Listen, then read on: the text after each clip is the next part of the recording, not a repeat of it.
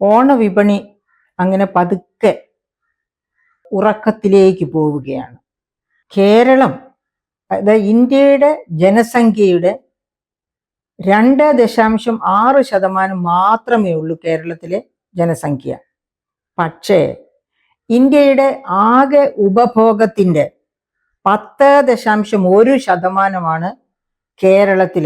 ഏത് മേഖല എടുത്താലും, സ്വർണം എടുക്കുക, അതായത് ഇന്ത്യയിൽ ആകെ വിൽക്കപ്പെടുന്ന സ്വർണത്തിന്റെ 20% കേരളത്തിലാണ് വിൽക്കപ്പെടുന്നത് എന്നാണ് വേൾഡ് ഗോൾഡ് കൗൺസിലിന്റെ കണ്ടെത്തൽ.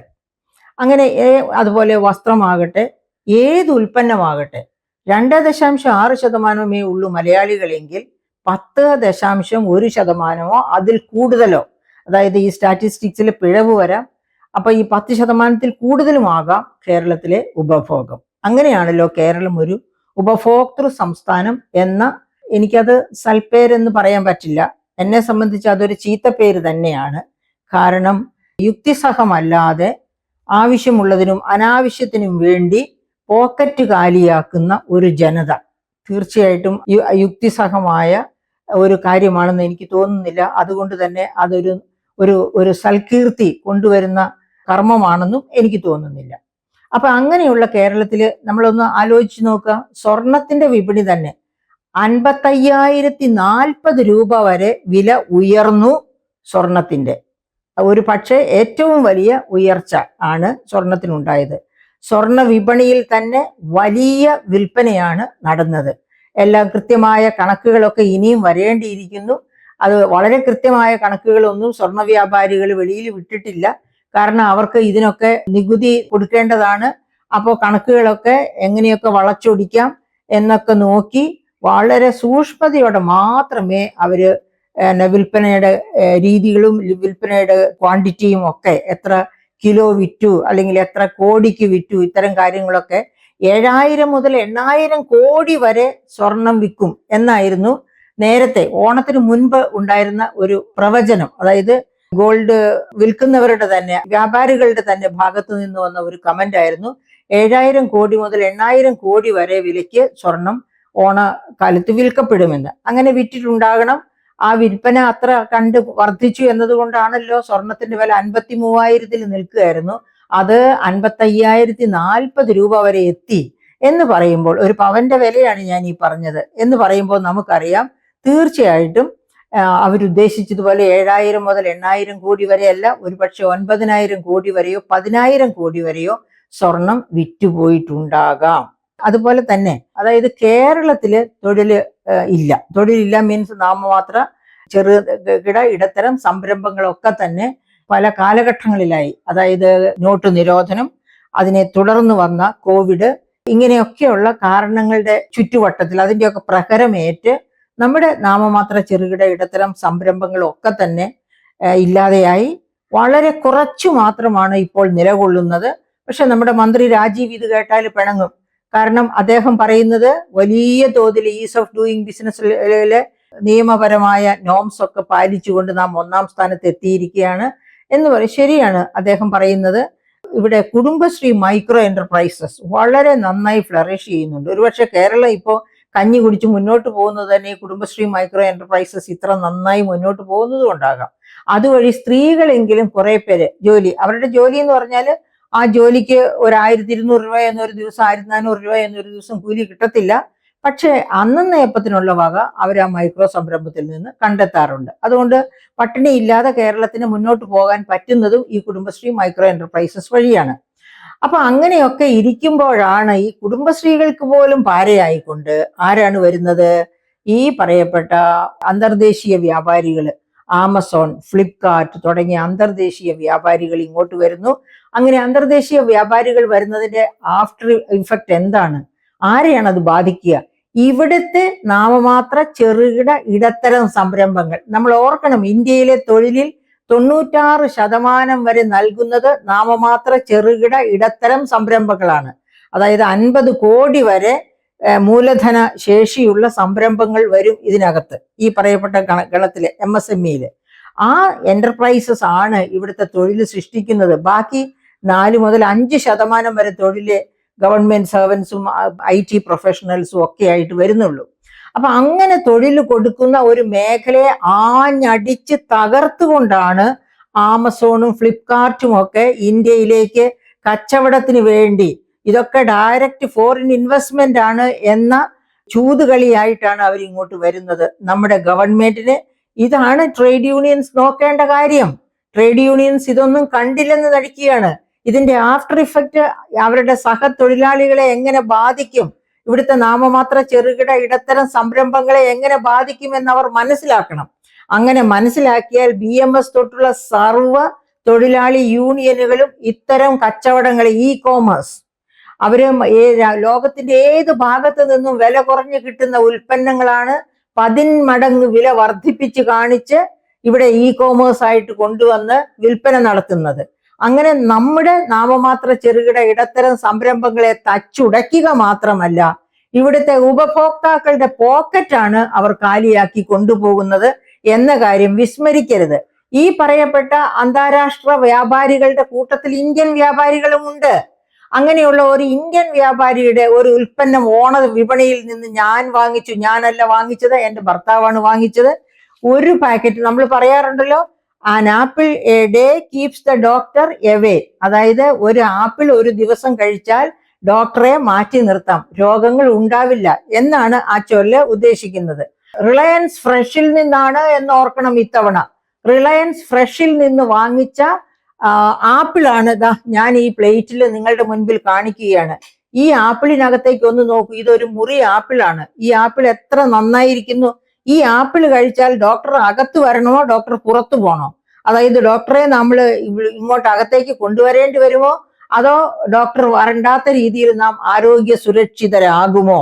ഇനി രണ്ടാമതൊരു ആപ്പിൾ നോക്കൂ, ഇതിൽ വെച്ചിരിക്കുന്ന റിലയൻസ് ഫ്രഷിന്റെ ഒരു ഇതുണ്ട്, അതേല് ഒരു ടാഗ് ഉണ്ട്, അത് ബെസ്റ്റ് ക്വാളിറ്റി എന്ന് അതിൽ എഴുതിയിരിക്കുന്നു. അതായത് ബെസ്റ്റ് ക്വാളിറ്റി എന്ന് തന്നെയാണ്. ഇതുപോലെ ഓരോ ആപ്പിളിലും ഇതുപോലെ ഒരു ഓവൽ ഷേപ്പിലുള്ള ഒരു പേപ്പറിൽ ഒട്ടിച്ചിട്ടുണ്ട് ബെസ്റ്റ് ക്വാളിറ്റി എന്ന്. ഇങ്ങനെ ബെസ്റ്റ് ക്വാളിറ്റി എന്ന് ഒട്ടിച്ചിരിക്കുന്ന ആപ്പിള് അവർ ചോദിക്കുന്ന വില കൊടുത്ത് നാം വാങ്ങുന്നു. ആപ്പിള് വീട്ടിൽ കൊണ്ടുവന്ന് മുറിച്ചപ്പോഴാണ് ഈ ആപ്പിളിന്റെ മറ്റേ പകുതി ഞാൻ അറിയാതെ എറിഞ്ഞു കളഞ്ഞു പോയി കേട്ടോ. അത് കഴിഞ്ഞ പെട്ടെന്ന് എൻ്റെ പ്രിയപ്പെട്ട സുഹൃത്തുക്കൾ, അതായത് ഈ നാട്ടിലെ സാധാരണക്കാര്, അവർ മനസ്സിലാക്കണം, റിലയൻസ് ഫ്രഷ് ആണെങ്കിലും എവിടെയാണെങ്കിലും വളരെ ശ്രദ്ധയോടെ സാധനങ്ങൾ വാങ്ങണം, അല്ലെങ്കിൽ അവർ വഞ്ചിക്കപ്പെടും. ആപ്പിളിന് ചോദിക്കുന്ന വില കൊടുത്താണ് നാം മേടിക്കുന്നത്, അല്ലാതെ നമ്മൾ ഇഷ്ടമുള്ള വില എറിഞ്ഞു കൊടുക്കുകയല്ല ചെയ്യുന്നത്. അപ്പൊ ഇതൊക്കെ സെറ്റ് പ്രൈസ് ഉള്ള കടകളാണ് റിലയൻസ് ഫ്രഷ് എന്നൊക്കെ പറയുന്നത്. ഇങ്ങനെയുള്ള സാധനങ്ങളാണ് കൊണ്ടുവന്ന് വിൽപ്പനയ്ക്ക് വെച്ചിരിക്കുന്നത്. ഇത് നോക്കാനല്ലേ ഇവിടെ ഫുഡ് സേഫ്റ്റി അതോറിറ്റി ഒക്കെ ഉള്ളത് എന്ന സംശയവും കൂടി ഞാൻ നിങ്ങളുടെ മുൻപിൽ അവതരിപ്പിക്കുകയാണ്. അപ്പൊ ഉപഭോക്തൃ ഫോറങ്ങളെ നിങ്ങൾ ശ്രദ്ധിക്കുക.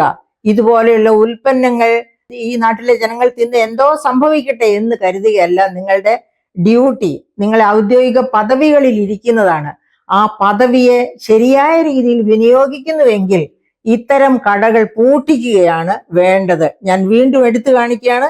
എൻ്റെ വീട്ടിൽ കൊണ്ടുവന്ന ഒരു പാക്കറ്റ് ആപ്പിൾ കൊണ്ടുവന്നതിനകത്ത് ഒട്ടുമിക്ക ആപ്പിളും ഇതുപോലെ തിന്നാൻ കൊള്ളാത്ത ആപ്പിളായിരുന്നു. അങ്ങനെ ഞാൻ അവസാനം ഓർത്തത് സങ്കടത്തോടെയും രോഷത്തോടെയും.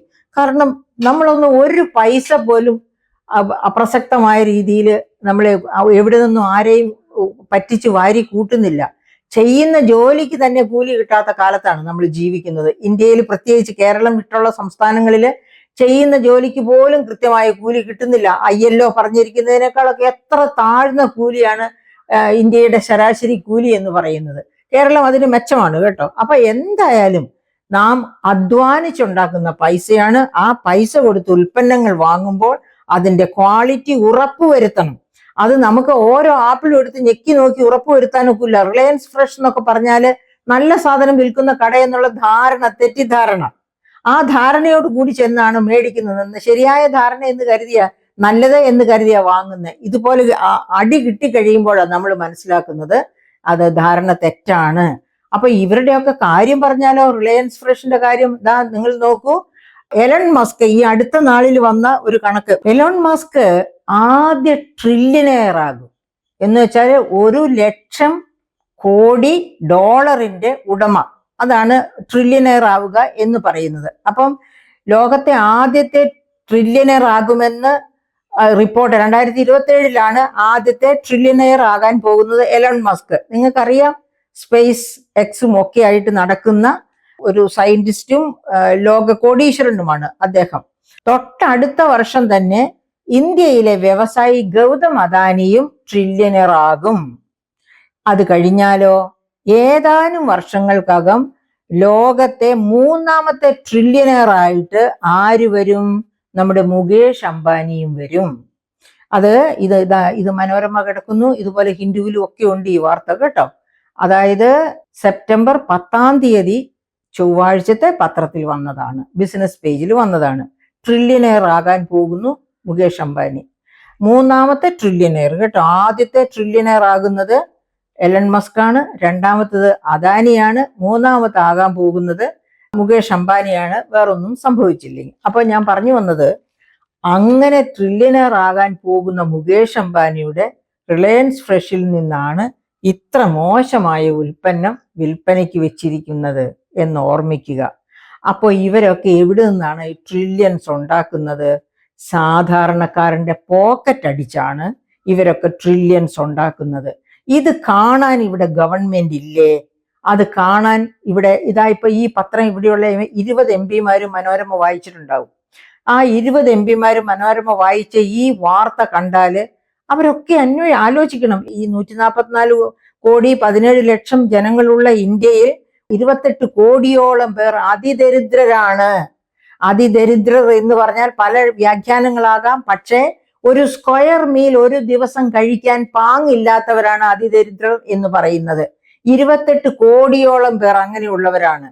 അപ്പൊ അങ്ങനെയുള്ള ഒരു രാജ്യത്താണ് ട്രില്യനേഴ്സ് ഉണ്ടാകുന്നു. ആ ട്രില്യനേഴ്സ് ഉണ്ടാകുന്നത് അവിടുത്തെ സാധാരണ ജനങ്ങളുടെ ചോര ഊറ്റി കുടിച്ചാണെന്നുള്ളതിന് യാതൊരു സംശയവുമില്ല. അപ്പൊ രാഷ്ട്രീയം എന്ന് പറയുന്നത് അരാഷ്ട്രീയമല്ല ഇന്ത്യയിൽ നിലനിൽക്കുന്നത് എങ്കിൽ, സത്യസന്ധമായ രാഷ്ട്രീയമാണ് എങ്കിൽ, ഏത് പാർട്ടിയിൽപ്പെട്ട MP ആണെങ്കിലും ഇത്രയധികം ധനം ഇവരെങ്ങനെ സമാഹരിക്കുന്നു? ഇവര് നികുതി വെട്ടിക്കുന്നുണ്ടോ? ഹിൻഡൻബർഗ് റിപ്പോർട്ടൊക്കെ നമുക്കറിയാം. അദാനിയാണ് 2ാമത്തെ ട്രില്യനർ ആകാൻ പോകുന്നത്. അപ്പൊ നമുക്കറിയാം എന്താണ് ഹിൻഡൻബർഗ് റിപ്പോർട്ട്, എന്തുകൊണ്ടാണ് അങ്ങനെ റിപ്പോർട്ട് വന്നത് എന്നൊക്കെ ഒത്തിരി കാര്യങ്ങൾ മനസ്സിലാക്കാനുണ്ട്. നികുതി വെട്ടിക്കുന്നുണ്ടോ? ഇവരുടെ ലാഭം എവിടെ കൊണ്ടുപോകുന്നു? ഇവർക്ക് എങ്ങനെ ഇത്രയധികം ലാഭം ഉണ്ടാകുന്നു? ഈ കഴിഞ്ഞ ബജറ്റ് നോക്കൂ. ആ കഴിഞ്ഞ ബജറ്റ് നോക്കിയാൽ നമുക്കറിയാം ഈ ട്രില്യനേഴ്സിനെ അല്ലെങ്കിൽ ഈ മില്യനേഴ്സിനെ, ഈ വലിയ ബിസിനസ്സുകാരെ തലോടുന്ന തരത്തിലാണ് നികുതിയിലോ വരുത്തിയിരിക്കുന്ന മാറ്റങ്ങളൊക്കെ.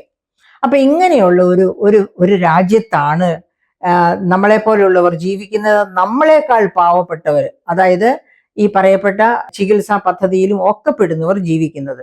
അപ്പൊ അങ്ങനെയുള്ള ഒരു അതിസമ്പന്നർ ഒരു സ്ഥലത്ത്, ഓർമ്മയുണ്ടല്ലോ, അതായത് തോമസ് പിക്കറ്റിയും 2 ഇന്ത്യക്കാരും 2 ഫ്രഞ്ചുകാരും ചേർന്ന്, തോമസ് പിക്കറ്റി ഫ്രഞ്ചുകാരനാണ്, അങ്ങനെ ചേർന്ന് നടത്തിയ 1921 മുതൽ 2022-23 വരെ നടത്തിയ ഒരു പഠനം, അതായത് അസമത്വത്തിന്റെ വളർച്ചയെ പറ്റി നടത്തിയ ഒരു പഠനം, ഇന്ത്യയെ പറ്റി നടത്തിയ പഠനത്തിൽ കണ്ടെത്തിയത് കഴിഞ്ഞ 2014 തൊട്ട് ഇങ്ങോട്ടുള്ള 10 വർഷക്കാലമാണ് ഇന്ത്യ ഏറ്റവും അസമത്വത്തിലേക്ക് തള്ളപ്പെട്ടത് എന്നാണ്.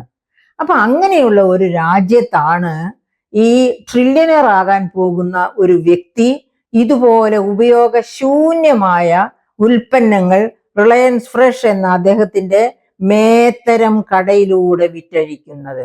എത്രയോ പാവങ്ങൾ ആപ്പിൾ മേടിച്ചുകൊണ്ട് പോയി ഇതുപോലെയുള്ള തിന്നു കാണും. അവർക്കൊക്കെ അസുഖം വന്നോ? നമുക്കറിഞ്ഞുകൂടാ. അപ്പൊ അത് തീർച്ചയായിട്ടും നാം നമ്മുടെ ശ്രദ്ധയിൽ കൊണ്ടുവരേണ്ടതാണ്. നമ്മുടെ MP-മാരും MLA-മാരും ഒക്കെ ഇത് സശ്രദ്ധം നോക്കേണ്ടതാണ്. അതുപോലെ തന്നെ മന്ത്രിമാരും. ഇനി നമ്മൾക്ക് വെറുതെ ഒന്ന് മദ്യത്തിന്റെ കാര്യം ഒന്ന് എടുത്തു നോക്കാം. ഓണവിപണിയിലെ മദ്യവിൽപ്പന എങ്ങനെയായിരുന്നു എന്ന്. അപ്പൊ മദ്യത്തെ പറ്റി നമ്മുടെ സംസ്ഥാന ഗവൺമെന്റിന്റെ ഒന്നാമത്തെ വരുമാന സ്രോതസ്സാണ് മദ്യം എന്ന് പറയുന്നത്. 2ാമത്തേതാണ് പെട്രോളിയം ഉൽപ്പന്നങ്ങളുടെ ടാക്സ്. അപ്പൊ ഈ മദ്യം വിറ്റുള്ള വരുമാനം എന്തുമാത്രം മദ്യമാണ് ഇപ്പൊ ഈ അടുത്തിട ഈ ഓണത്തിന്റെ 10 ഓണം എന്നാണല്ലോ, അത്തത്തിനും ഓണത്തിനും തിരുവോണത്തിനും ഇടയ്ക്ക് വിറ്റുപോയത് എന്ന് നമുക്കൊന്ന് നോക്കാം. 700 കോടി രൂപയുടെ മദ്യമാണ് ഈ ദിവസങ്ങളിലായി കേരളത്തിൽ വിറ്റുപോയത്. അതായത് 9 ദിവസത്തെ ഈ ഇന്നത്തെ കൂട്ടാതെ 9 ദിവസത്തെ വിൽപ്പനയാണ് 700 കോടി രൂപയുടെ 700.93 കോടി രൂപയുടെ മദ്യമാണ് ബിവറേജസ് കോർപ്പറേഷൻ ഔട്ട്ലെറ്റിലൂടെ മാത്രം വിറ്റുപോയിരിക്കുന്നത്. കഴിഞ്ഞ വർഷം ഇത് 715.97 കോടിയായിരുന്നു. അതായത് ഈ വർഷം 700.93 കോടിക്ക് വിറ്റപ്പോൾ കഴിഞ്ഞ വർഷം 715.57 കോടിക്ക് വിറ്റു എന്നാണ് സങ്കടത്തോടെ റിപ്പോർട്ട് ചെയ്തിരിക്കുന്നത്. അതായത് 15 കോടിയുടെ കുറവ് വന്നിരിക്കുന്നു. പക്ഷെ അതേ സമയത്ത് തന്നെ മറ്റൊരു കാര്യം ഇവിടെ പറയുന്നു. ഉത്രാട ദിനത്തിലെ മദ്യവിൽപ്പന ഏകദേശം 4 കോടി രൂപയുടെ വർധനയുണ്ടായി. അതായത് ഉത്രാട ദിനം മാത്രം 124.05 കോടി രൂപയുടെ മദ്യമാണ് കേരളത്തിൽ വിറ്റഴിക്കപ്പെട്ടത്. അപ്പൊ നമുക്ക് കേരളത്തെ പറ്റി എന്താ തോന്നേണ്ടത്? അതായത് സംസ്ഥാന സർക്കാരിനെ പൂവിട്ട് പൂജിക്കുന്നു മദ്യപന്മാര്. എങ്ങനെയാണ് അവർ പൂവിട്ട് പൂജിക്കുന്നത്? പോക്കറ്റിലുള്ള പൈസ എടുത്ത് ബിവറേജസ് കോർപ്പറേഷൻ ഔട്ട്ലെറ്റിൽ കൊണ്ടുപോയി ഇത് പുഷ്പമാണ്, ഇത് ഗവൺമെന്റിന് ഇരിക്കട്ടെ, പകരം എനിക്ക് മദ്യം തരൂ എന്ന് പറഞ്ഞ് മദ്യക്കുപ്പികൾ വാങ്ങി കടന്നു പോകുന്നു. അങ്ങനെ ഗവൺമെന്റിനെ പൂവിട്ട് പൂജിക്കുന്നു. ഗവൺമെന്റ് മദ്യശാലകളെ എവിടെയെല്ലാം വർദ്ധിപ്പിക്കാമോ, ഇപ്പൊ ചില ദ്വീപുകളിലേക്കൊക്കെ മദ്യം വിൽക്കാനായിട്ടുള്ള തീരുമാനങ്ങളൊക്കെ ആയിക്കൊണ്ടിരിക്കുകയാണ്. ആരെ കൊണ്ടൊക്കെ മദ്യം കുടിപ്പിക്കാമോ അവരെ കൊണ്ടൊക്കെ മദ്യം കുടിപ്പിച്ച് ഖജനാവ് നിറയ്ക്കണമെന്നാണ് സർക്കാരിന്റെ ആഗ്രഹം.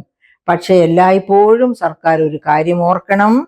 ഈ മദ്യവുമായി മദ്യസേവനയും കഴിഞ്ഞ് കുടുംബങ്ങളിൽ എത്തുന്നവർ കുടുംബശ്രീയുടെ പ്രോജക്റ്റ് ചെയ്ത സമയത്ത് ഒരുപാട് കുടുംബശ്രീ മെമ്പേഴ്സ് തന്നെ എന്നോട് പറഞ്ഞിട്ടുണ്ട്, ഭർത്താവ് ജോലി ചെയ്ത് സമ്പാദിക്കുന്ന പണം മുഴുവനും മദ്യം വിൽക്കുന്നിടത്ത് ചെലവഴിക്കുന്നു.